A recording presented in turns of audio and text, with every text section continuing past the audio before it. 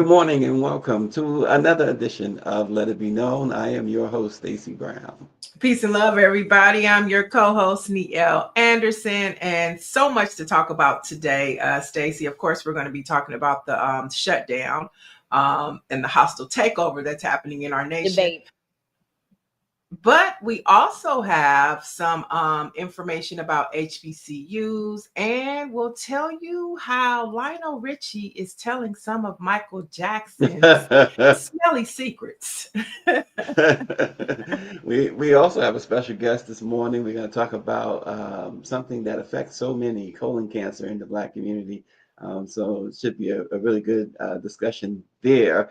But let's throw it over to our producer, see what our producer has for us this morning as well. My heart simply broke. Thank you, Mr. Speaker. I rise today in strong support of my bill, H.R. 4922, the D.C. Crimes Act.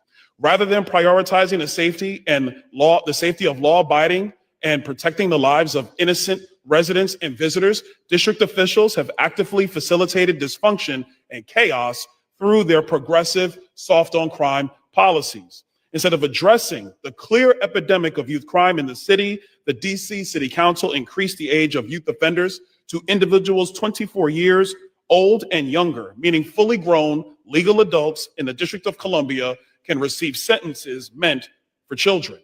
This is simply insane. And that is why I introduced the DC Crimes Act, which lowers the definition of youth from under the age of 25 to under the age of 18, removes the ability of judges to sentence youth offenders below mandatory minimum guidelines, and requires the DC Attorney General to establish a public website containing much needed statistics on juvenile crime in DC. The Trump administration's efforts have shown that lawlessness is a choice. And it is time for Congress to step up, adhere to our constitutional duty, and firmly address crime in the nation's capital. Many people know me for being able to do alliterations, and all I could think about was amnesia allows adolescents accountability, avoidance, agility from across the aisle. So work with me for a second. Imagine being a young man born to Jamaican and Panamanian parents who messed up not once, but twice. Imagine standing in front of a judge with your whole future hanging in the balance, and instead of prison, you are given a promise of mercy. Your record gets wiped clean. You get a second chance at life. Now imagine taking that promise and turning it into promotion. You go to college, you get a job, and even become a member of Congress. That's what redemption looks like. That's what America is supposed to be about. And that is exactly the story of the next wannabe governor from Florida. As a young man, he went through pretrial diversion for misdemeanor marijuana possession. As an adult, yet younger than 24, he was charged with and ultimately placed on probation for felony bribery charges, which ultimately were 2 expunged. He was given a third chance, and now he's the face of a bill that would not afford young people in Washington, D.C. the same opportunities afforded to him.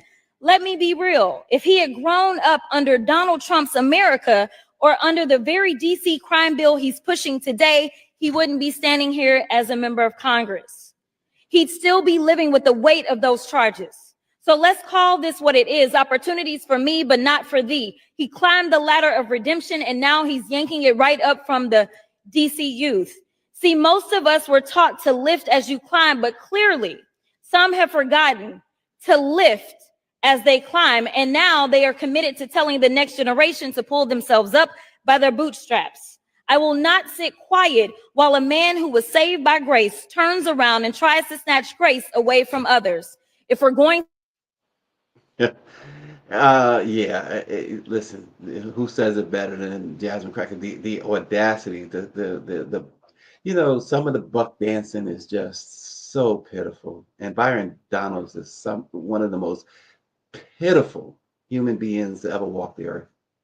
I think that Jasmine Crockett did an excellent thing by pointing out and reminding him. Maybe he forgot his past. Maybe he forgot what it took to get him to where he is today.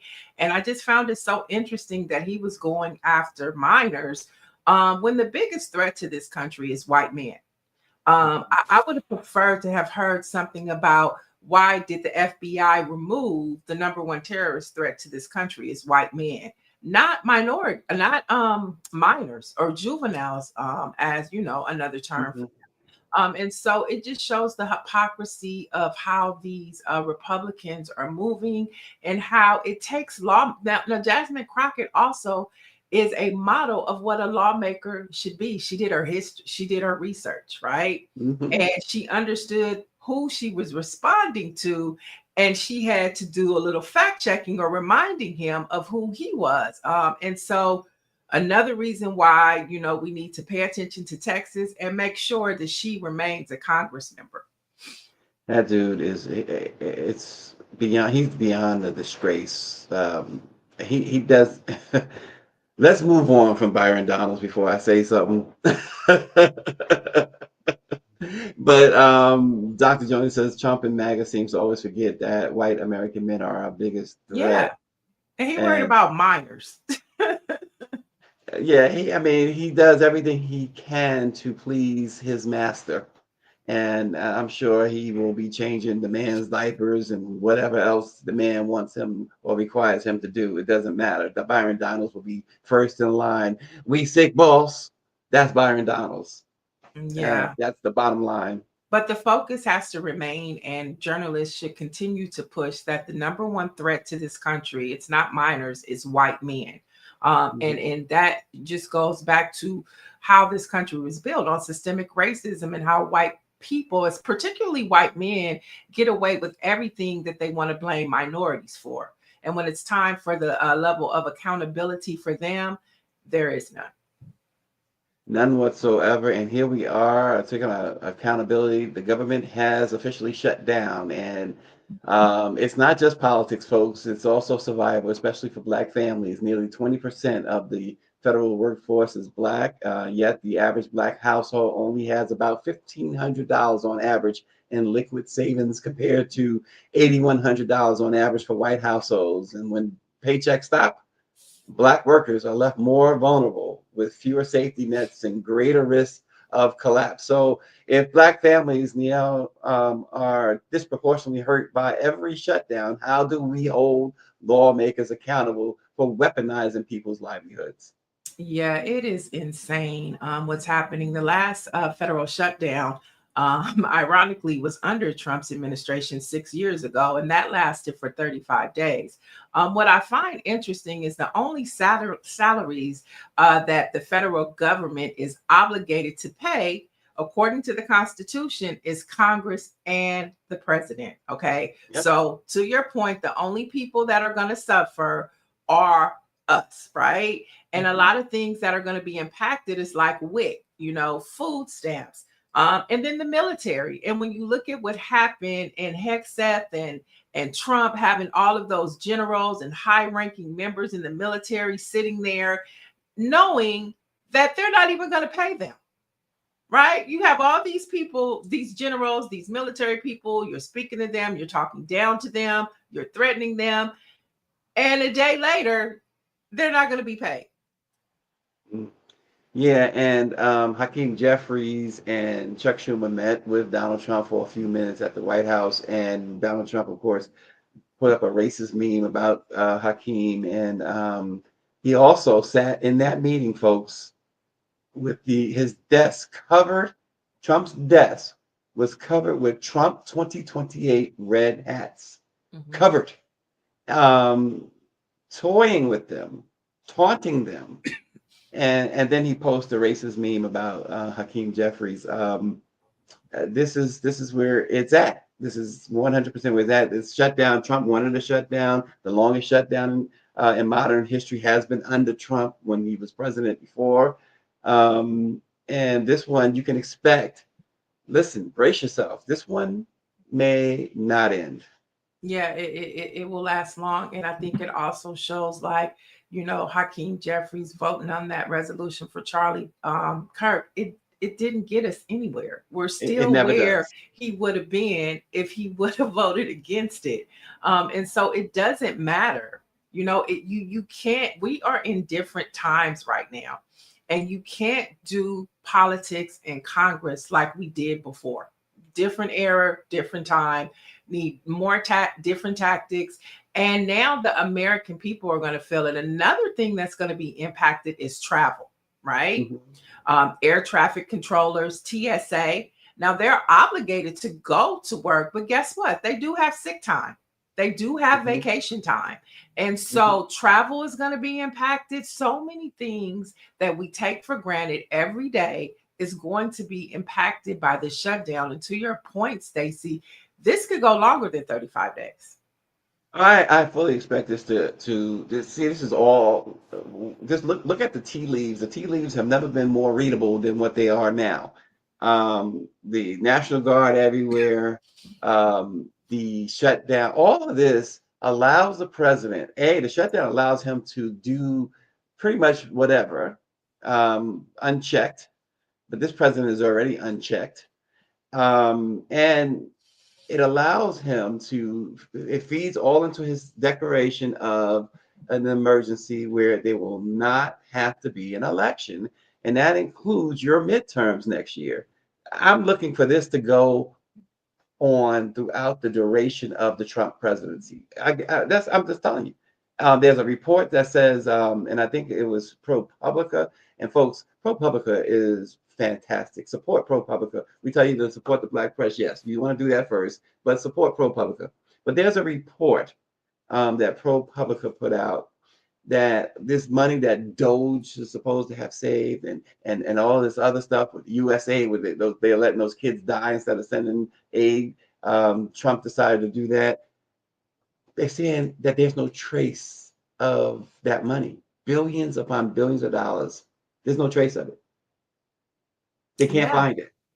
I mean, that's not surprising. Right. They're not going to find it because they stole it. Right, And 100%. Elon Musk got away with it. And now you have Larry Ellison kind of behind the shadows. The thing about, to me, Elon Musk was out front, right? Which was a problem for Donald Trump in a lot of ways because he likes to have all the attention. Part of that money didn't just go to Elon Musk, but it also went to, and I'm going to say allegedly, Larry Ellison, who is really just as powerful or more powerful than Elon Musk. And he's in the shadows and we don't see him. He's part of this big TikTok takeover. And so I'm not surprised that they can't trace the money because it went to all of Donald Trump's friends. And I'm going to tell you, as I was walking the streets of DC and I was looking at all of these big, beautiful government buildings and thinking about how Trump is, he's going to sell all that stuff off to his friends in China and everywhere else. This country might not be familiar a few years from now. It's not familiar now for the most part, and it's getting less and less familiar. So you're right. For Black folks, I will say for Black folks, it's very familiar because white people know white people. Okay. We've been here before. Oh my gosh. Yeah. At least our ancestors have, and our not even that far back, right? Right. When you think about a lot of the measures we talk about Civil Rights Act, we talk about Voting Rights Act, we talk about all this other stuff. Those things are in the not too distant past. That just shows you just how, when you talk about your conversations about reparations, when you think about that, all of these years, hundreds and hundreds of years, and things started to change a little bit with certain laws, like the affirmative action in the 1970s, folks. Affirmative action was in the 1970s.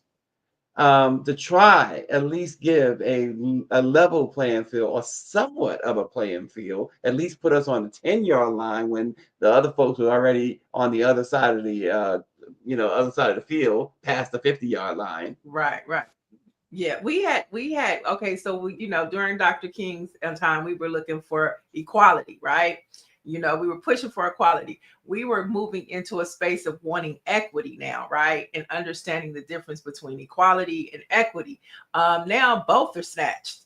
It's the snatch. Right. We're back down to, starting from scratch. And the only difference is back then There was a time where either Black folks were scared or you had a few Byron Donalds, but for the most part, we understood what was at stake and we moved as such. We're in an era now where technology has kind of muddled the water, especially for a Gen Z and a millennial generation, to where they're not really understanding or feeling the impact of what is actually happening right now. But we understand it because, like, to your point, we're not that far removed from it. Not at all. Listen, Public Enemy was on Jimmy Kimmel the other day, night before last. Fight the Power. And Fight the Power, they did that. I mean, obviously, it's a remake of the Isley Brothers' original Fight the Power from the 1970s. But if you remember, that was a huge anthem in the late 80s when Public Enemy did that. And you think about it now, it's like white folks, there are some white folks saying Fight the Power. Oh, it's a lot of white folks saying Fight the Power. Actually, it's the white folks right now that are really like Jolly Ginger. You know, you have the 50-51 movement. I'm sorry I didn't meet him at the I wanted to meet him to get to meet Booker Square in person at the CBC week. I wanted to meet old ginger guy. Yeah. But you know that they're at the forefront because they're feeling the impact too, you know. And so kudos to them, because that was one of the conversations during the Congressional Black Caucus as well. It's like, we know the fight, but we're also understand the importance of rest too. And when I rest, you fight. And when you rest, I fight. And that's how Black people are dealing with this civil rights or hostile takeover 2.0. Yeah. Ginger has Black siblings, Greer says. Oh, I didn't know that. I didn't All know of his siblings. Okay. Homeboy. What's up, homie? On another note, Niele, after more than 30 years, Reading Rainbow is back. The show that once taught children to believe they belong in books is returning with a new host, librarian Michael Threets, and a lineup of star-studded guests. For a generation, you remember LeVar Burton made reading feel like an adventure. It made it feel powerful, and it made you feel like you belong. Now, a new generation of children will get that same gift at a time when libraries and literacy is all under attack. Reading Rainbow's return reminds us every child deserves to see themselves in the pages, Niele. That's great. I just hope that it can penetrate this new younger generation, because there's so many options. When we had Sesame Street, Reading Rainbow, Electric Company, there was only 5 channels, right? ABC, NBC. So at PBS. So, you know, we had only those. There's so many options now. I just hope that the show is able to connect with young people, because it was a great time when you had Sesame Street, Electric Company, and Reading Rainbow. They kind of like came on right after each other, and you would tune in back to back to back. But now you got Nickelodeon, the Cartoon Network, you have YouTube. The kids are on these tablets. I just hope that they find a way to penetrate the algorithm to get these young people's attention, because it is a great show. Schoolhouse Rock. Somebody said Schoolhouse Rock. Yeah, that was great. Stephanie Humphrey says Schoolhouse Rock. Yeah, you remember that? Yeah, and I mean, that taught us a bill. Remember, a bill is a bill on Capitol Hill. It taught you how a bill was made. I am still just a bill. You know? And Shanae says it's great that Michael is hosting Reading Rainbow. He is a passionate librarian. That's what you need, somebody who is passionate, right? Right. LeVar Burton was very passionate as well. And I thought he fit that role so perfectly. Right. So, yeah, and Nancy, well, that's what I'm saying. LeVar did make reading fun and expressive. Patricia Jackson, I don't remember this one. Gracie's Corner is great too for our kids. Gracie's Corner, you know that one? I don't know Gracie's Corner, but I believe you, Patricia. We're not downing you, Patricia. But yeah, and I think that, you know, reading is not. Chris says she remembers. She remembers Gracie's Corner. Okay. Yeah. Oh, no, she says it's She new. says it's new. Okay. Yeah. But I mean, and reading is so important. And even Mhm. like, we're talking about civil rights. Reading was the black card for black folks during slavery, and Reconstruction, civil rights. If you could read, you were the hip hop artist of the time. You Yeah. were more important than an athlete if you knew how to read and if you can write. And remember how everybody wanted to be in the crisis, like Langston Hughes everybody wanted to be published. Everybody wanted to be a writer. Everybody wanted to, be educated. And that's just not the case anymore, which is why you see stuff like Cardi B and Nicki Minaj and Oh just gosh. Oh, doing their ABCs. oh my God, that's just disgusting to me. Them two, and we don't have to go into this now. I will say Nicki Minaj and Cardi B need to just go away with this nonsense. They need to come on. We got bigger fish to fry, and they are acting like folks want them to act. Mhm.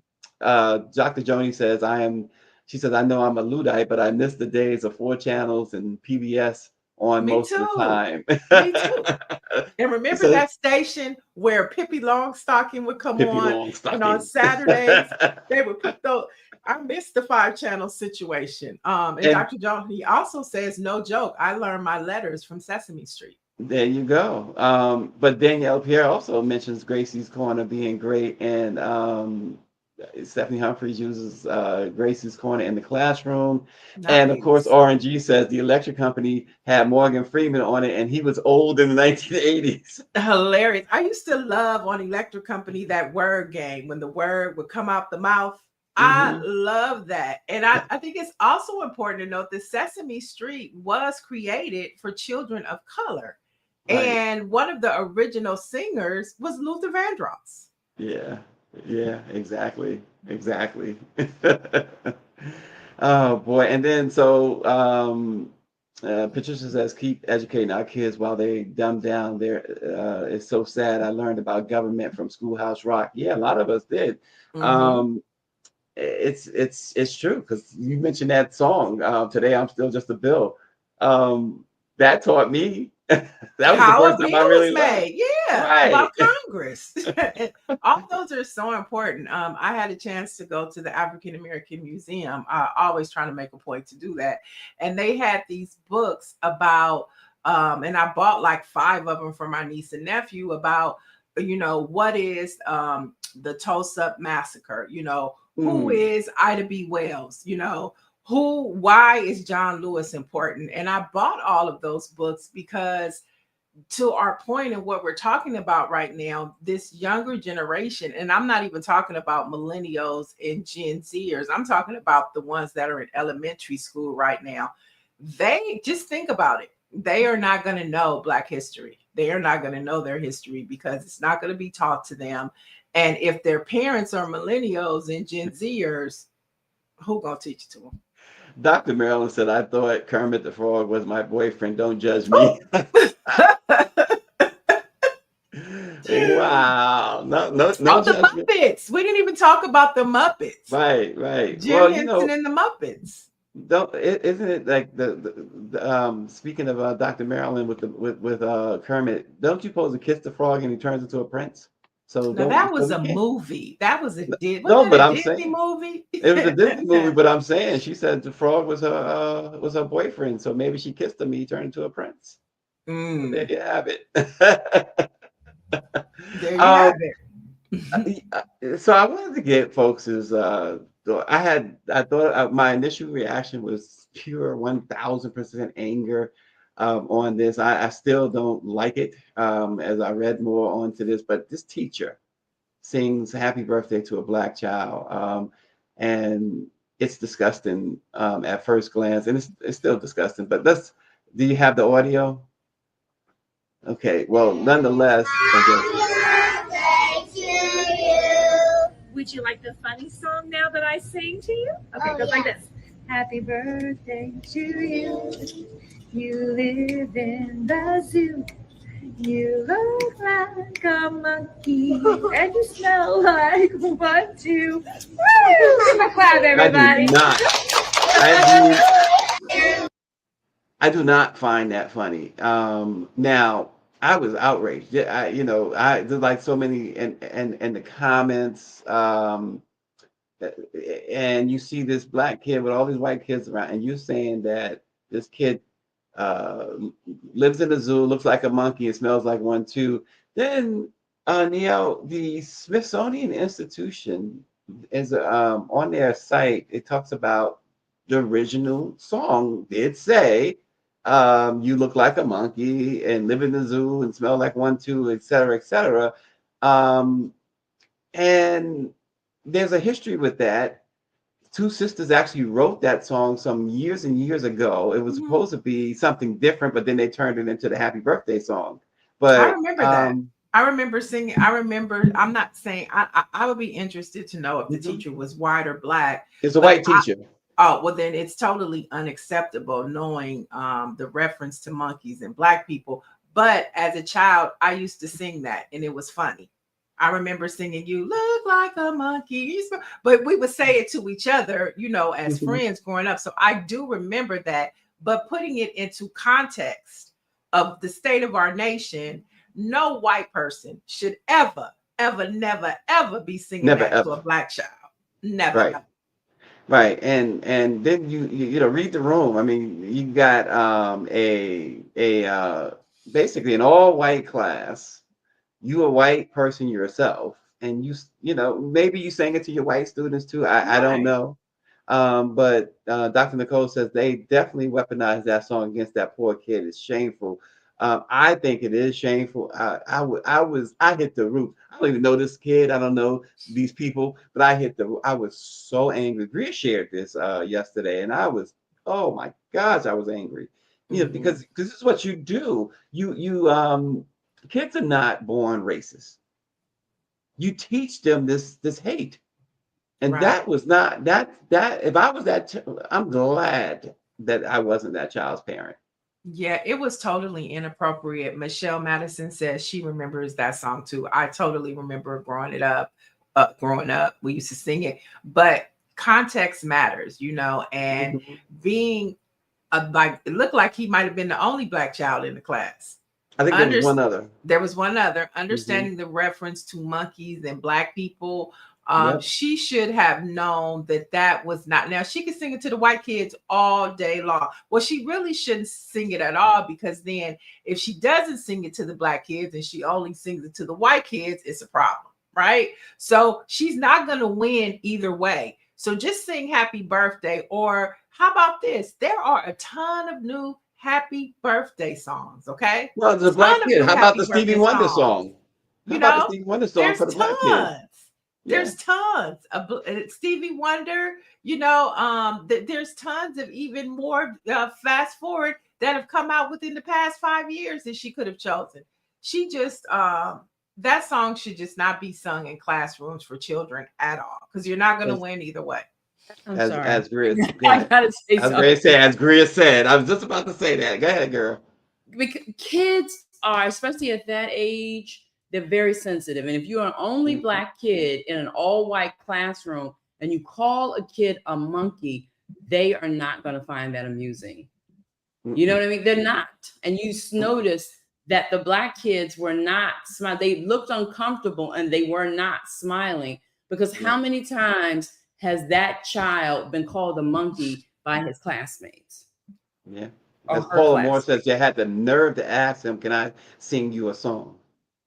Right. Had Can the I nerve. sing a funny like that? And they were not, the two black kids in the frame were not laughing. So I just No. wanted to note the fact that children are uncomfortable at that age, especially in the classroom with two black kids and you call them a monkey. How many times have they been called monkey by their classmates? They don't like it. Mhm. Yeah, Yep. Aquarius Goddess says the song from the ice cream truck. That was it. Let's go there with the ice cream truck Mhm. songs. I mean, Yep. you would be surprised when you find out the origins of those ice cream songs. That blew my mind too.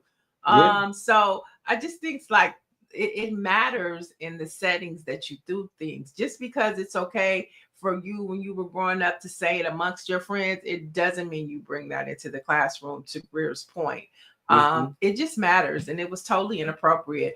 And I wonder if, like somebody brought up the superintendent, if the school board is going to do something about that. Yeah, Listen, exactly. Niele knows she would be up at that school with her slides on if her nephew. With the slides on. They told her, them kids, the teacher calling her a monkey. She'd be up at Right. the. Yeah, like I said, I'm just glad that it wasn't my child. I'm just so glad. Because yes, they would have saw you. It was a what's that cartoon? The Sheriff Bing Bing Bing. I mean, shoot, give me a break.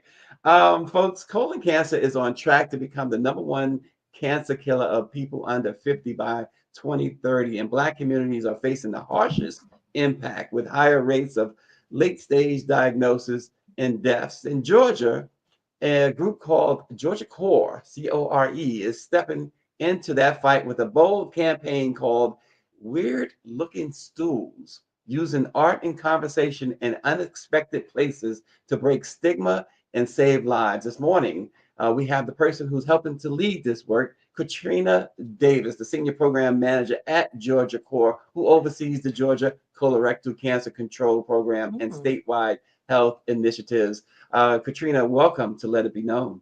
Thank you. Thank you all for having me this morning. Absolutely. So, listen, why have you found why are Black men and women being hit hardest by colon cancer? Mm-hmm.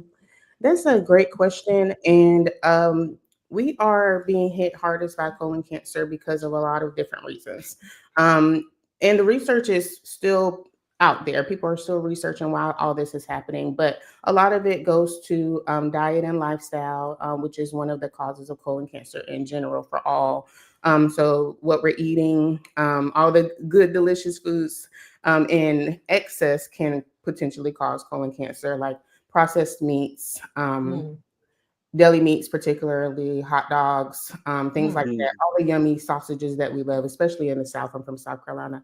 And things like that, as well as lifestyle, such as having more sedentary lifestyles or what have you. So a lot of those are the cause for colon cancer for anyone. But, when we're talking about Black Americans, sometimes we are having more of those than some other racial groups. So we may be at more of a increase for risk because of that reason.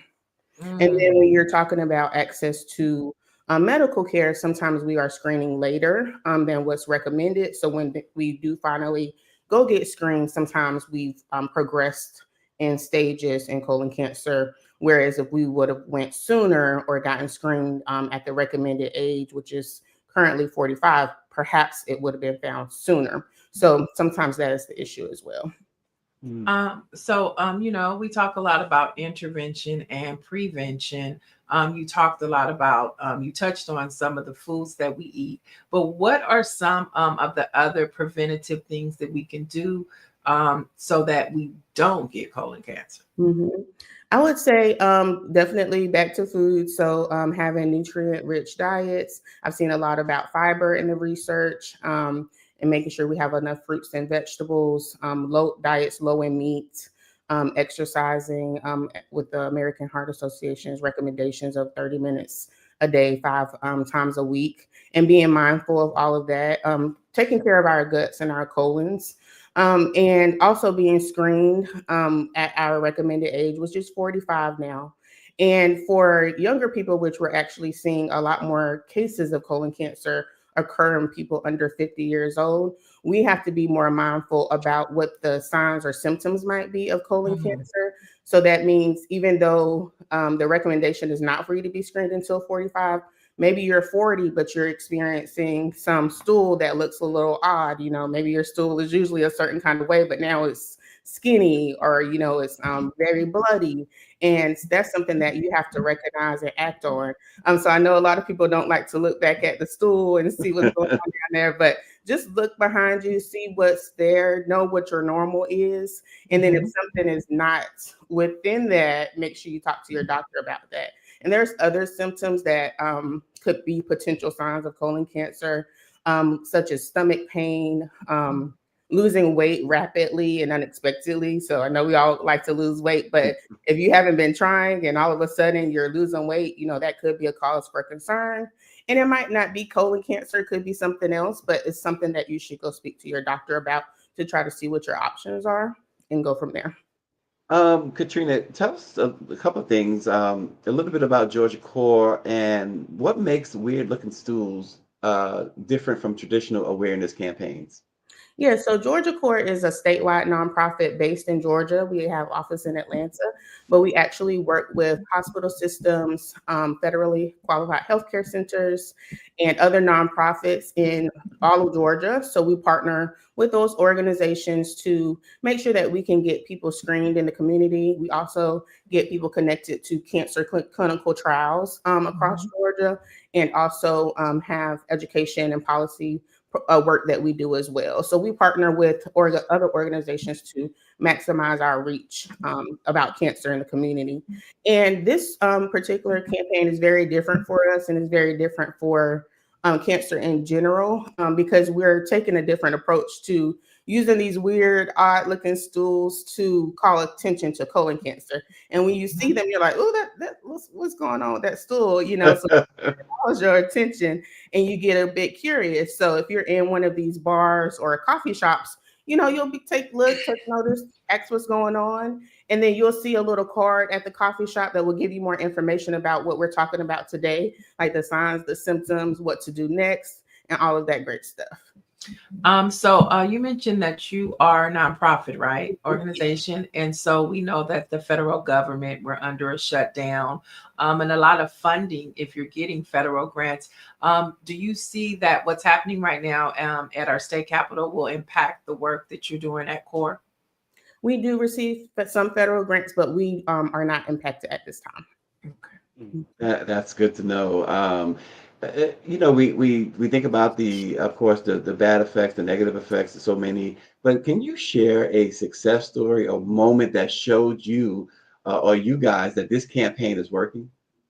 Yes, and we just launched the campaign a couple of weeks ago. But when I was on our Facebook page a little while ago, like a couple of days ago, I was looking at some of the comments, and it was a few men in the comments talking about how one of them needed to go see a doctor. They had an appointment coming up and they need to go see a doctor because they noticed something weird down there or whatever. And there was a dialogue going on between a couple of people on Facebook.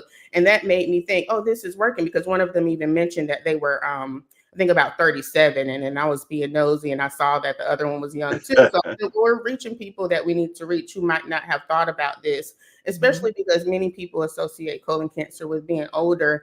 And a lot of older people still are getting colon cancer, but we're seeing so many younger people getting it too. So it's something that we have to get on everybody's mind, that it's possible that this could happen to you. And we're seeing a rise in colon cancer cases for people under 50 years old. And by 2030 is actually projected to be the #1 cancer killer of people under 50. So it's something that we have to act on now so that we can prevent that from happening. Is there a resource or, on your website or something that you can let our viewers know about to just learn more about, prevention, intervention for colon cancer? Yeah, so we have a website called weirdlookingstools.com. You can also make it there from that page as well, from Georgia Core. But the campaign's website is weirdlookingstools.com. So that will tell people everything that they need to know about what to do next. So what the signs are, the symptoms, if they have those, what they should do next. And we've even linked out free resources for people to find providers that may be able to offer a free screening for them if they're eligible for that.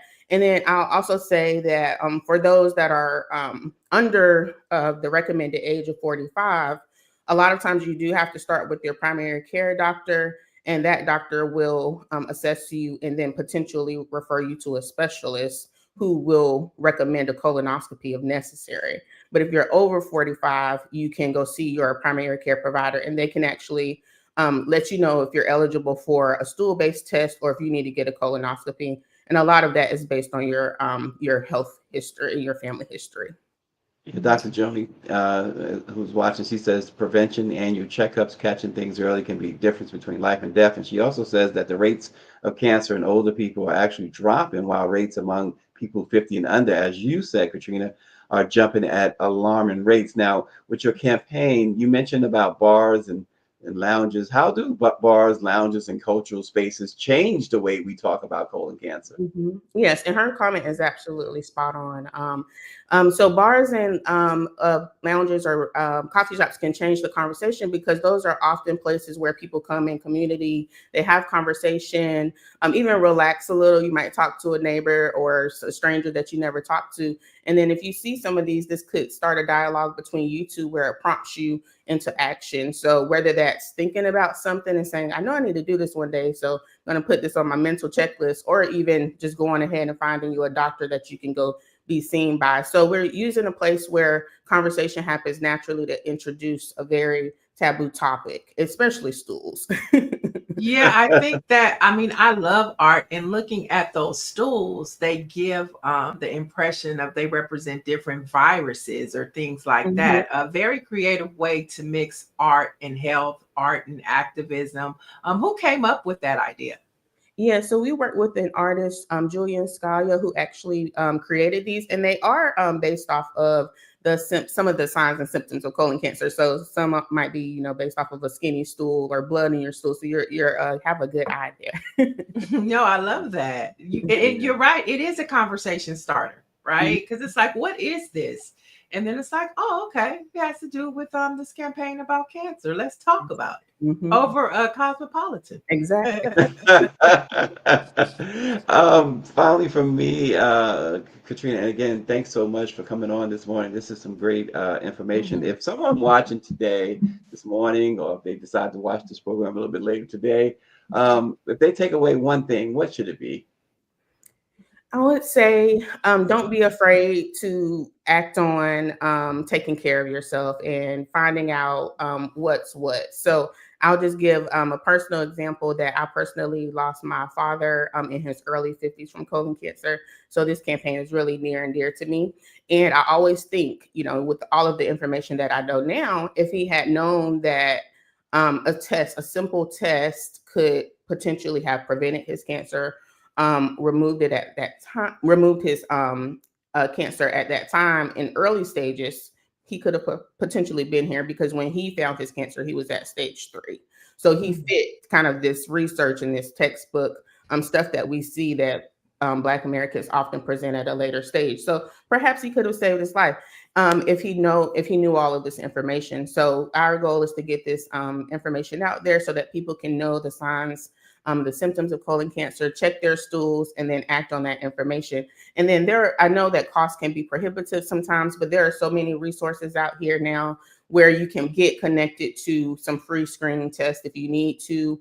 There are many nonprofits and hospitals that are working very hard to provide colonoscopies for free or reduced cost. So we need to push through and find out what's going on down there so that we can potentially save our lives. And sometimes it's as simple as a screening test that can do that for us. So yes, that's what I would share today.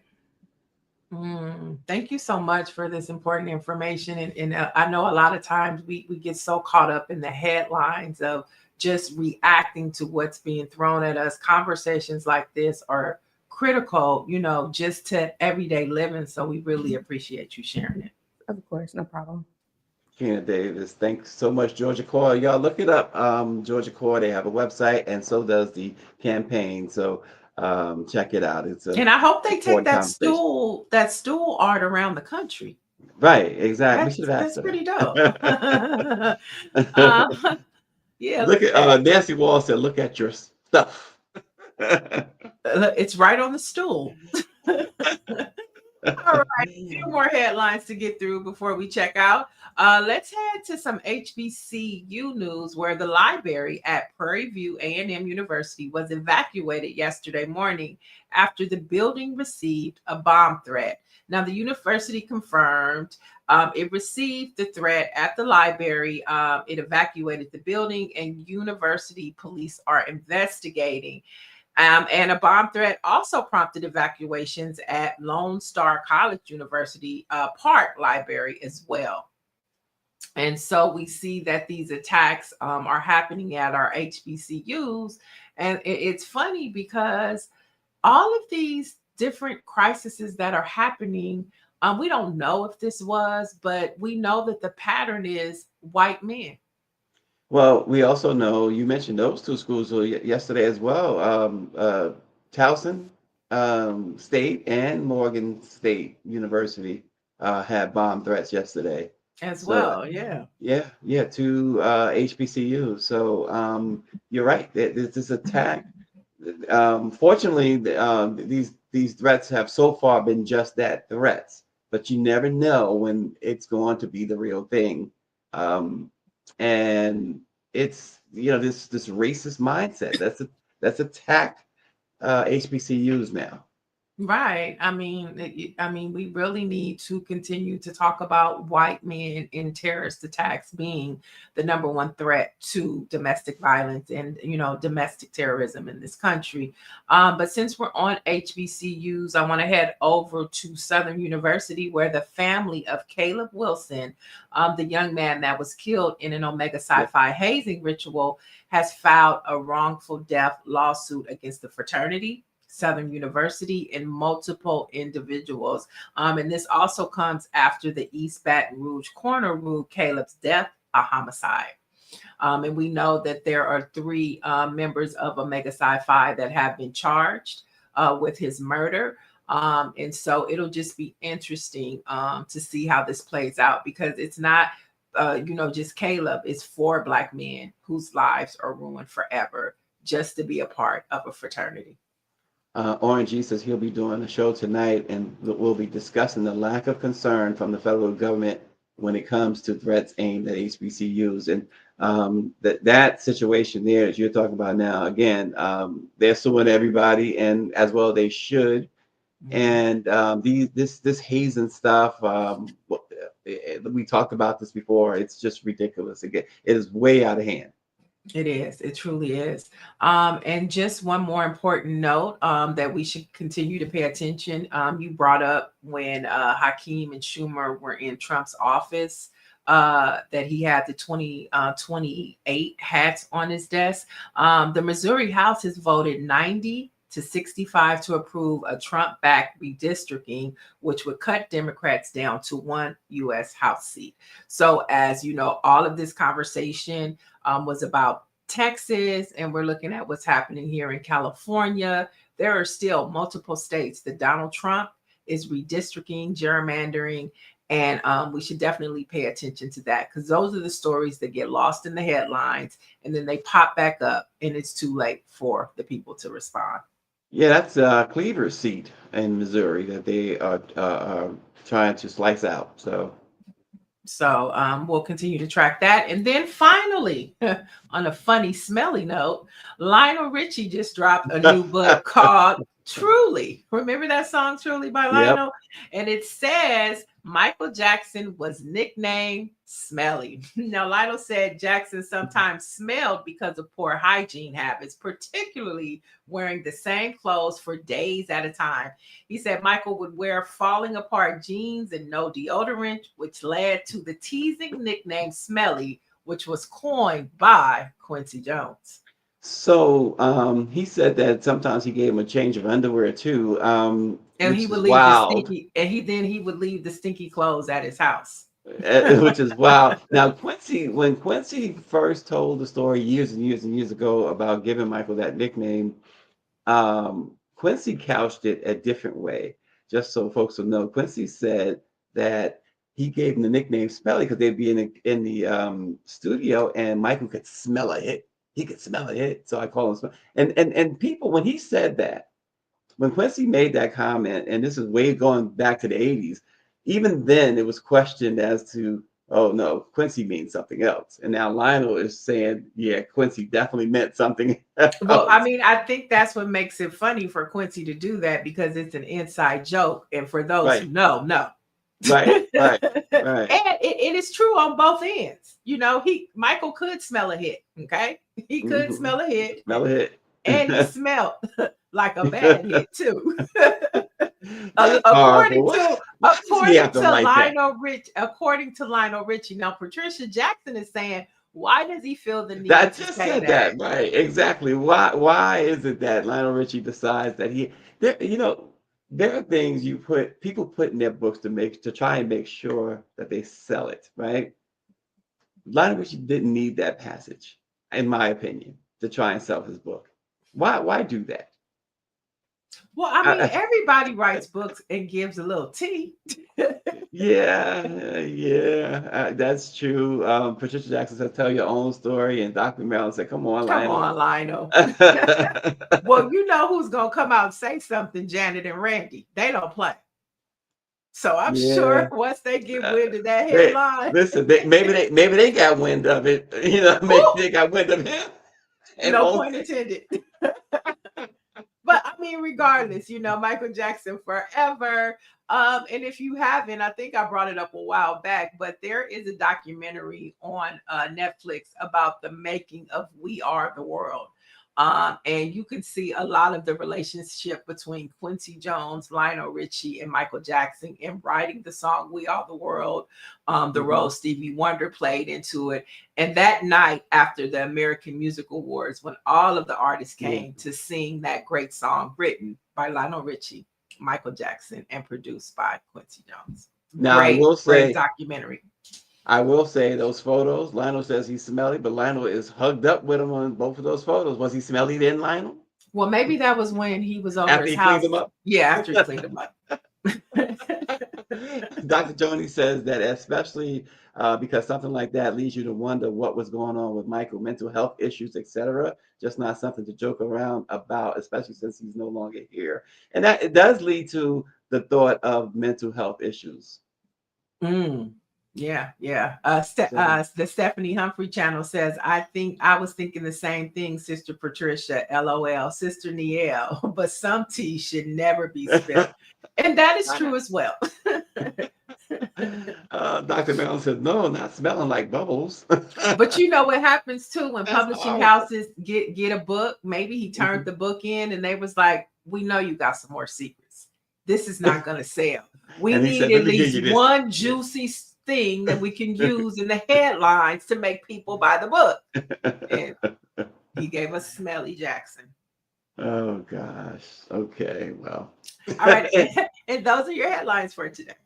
All right, folks, some Black history. On this date in 1962, James Meredith made history when he became the first Black student to register at the University of Mississippi. He applied to the institution after spending 9 years in the Air Force and 2 at Jackson State University. Meredith was twice denied admission because of his race. He fought the discriminatory decision all the way to the U.S. Supreme Court, which ruled in his favor. But still, when he first tried to register on September 20th, racist whites were so opposed that riots erupted and 2 people were killed. President John Kennedy had to send in the Mississippi National Guard to stop the violence and escort him onto the campus. The following August, he was awarded a bachelor's degree, becoming the first Black to graduate from Ole Miss. And, what's interesting too, folks, and this is some great history way back on 1962, what was interesting, 20 years later, when they was having a reunion, they wanted him to be the guest of honor. He said no. He said, I remember how y'all treated me. No, I'm not doing it. So good for him. Good for him. And a few music history facts for today that, we can celebrate and you can go home or after the show, turn it up. On October 1st, 1945, Donny Hathaway, the celebrated R&B singer, was born in Chicago, Illinois. And on this day in 1991, Public Enemy released Apocalypse 91, The Enemy Strikes Black, on October 1st, 1991. And on the same day, Prince released his album, Diamonds and Pearls. Yes. Diamonds and Pearls. It was turn it up. Yes. And look, we can start dusting off this Christmas by Donny Hathaway because we are 3 months away. Wow. Okay, folks. The Black-owned newspaper of the day is the Mississippi Link. The Mississippi Link is an African American-owned newspaper and media company that emphasizes the concerns of the African American community and its readers. The paper's targeted audience includes predominantly Black men and women, students, business owners, educators, and other professionals within the age range of 21 to 65. They also cater to the kids too. The Mississippi Link is distributed by mail subscription sales, coin operated racks, and various retail outlets throughout the state of Mississippi. And of course, you can get it online. And before I give you the tag, Dr. Maryland says Lionel needs his ass kicked. He was wrong. Now they want to be, see, Lionel Richie, that's the price you got to pay now. They Right. beat You up. know, hey, and Dr. Joni says she loves Donnie. I just had to get those two in. But for the latest in Black news, there's a lot happening on Capitol Hill. We have Lauren, April Ryan in DC, boots on the ground, keeping us updated. So definitely check out BlackPressUSA.com. And I got a story coming for y'all on Hakeem Jeffries later today. Ooh. Check out Black Press USA. Oh, okay. That's Stacy. right. That's right. That's right. And we're not playing. We're not pulling any punches anymore. We'll see you tomorrow. Thanks for watching.